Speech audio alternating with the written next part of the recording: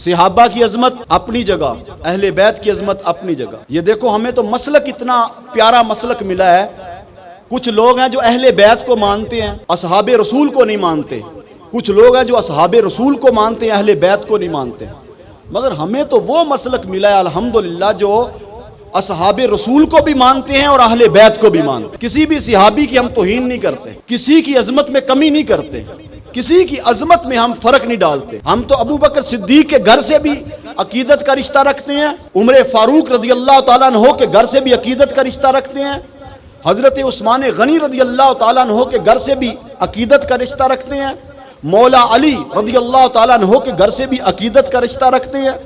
ہم تو ہر کسی کو مانتے ہیں، ہم ہر اس شخص کو مانتے ہیں جس کا تعلق حضور کی ذات سے ہے۔ بلال حبشی رضی اللہ تعالیٰ عنہ کا ہاتھ پکڑ کے چومتے ہیں، حضرت بلال حبشی اپنا ہاتھ کھینچتے ہیں کہ حضور میں غلام ابن غلام اور آپ آقا اور میرا ہاتھ چوم رہے ہیں۔ حضرت عمر فاروق رضی اللہ تعالیٰ عنہ نے فرمایا نہیں بلال، تو میرا آقا لگتا ہے کیونکہ تو حضور کا غلام لگتا ہے۔ ہمارے لیے ہر چیز وہ عزت والی چیز ہے جس کا تعلق سرکار کی ذات کے ساتھ ہے۔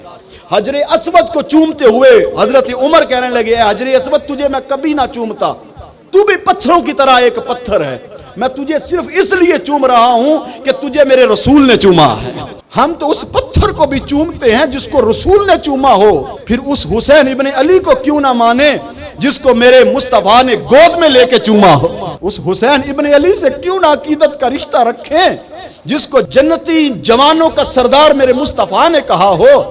ہم اس حسین ابن علی کو کیوں نہ مانیں جس حسین ابن علی کے لیے مصطفیٰ منبر چھوڑ کے ان کو پکڑ لیں؟ اس چوکھٹ کو کبھی نہ چھوڑنا، سیدہ فاطمہ کے در پہ پڑے رہنا، اس چوکھٹ کو نہ چھوڑ۔ اہل بیت سے محبت کر، مودت کر، عشق کرنا، جنون کی حد تک پیار کر، اہل بیت سے بہت پیار کرنا۔